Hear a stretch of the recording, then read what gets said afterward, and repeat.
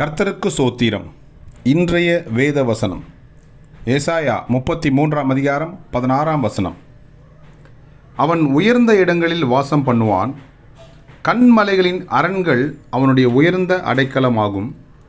அவன் அப்பம் அவனுக்கு கொடுக்கப்படும், அவன் தண்ணீர் அவனுக்கு நிச்சயமாய் கிடைக்கும். ஆமென். ஏசாயா 33 அதிகாரம் 16 வசனம்.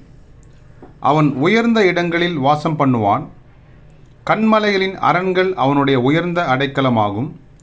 அவன் அப்பம் அவனுக்கு கொடுக்கப்படும், அவன் தண்ணீர் அவனுக்கு நிச்சயமாய் கிடைக்கும். ஆமென். கர்த்தர் உங்களை ஆசீர்வதிப்பாராக, உங்களோடு கூட இருப்பாராக. ஆமென்.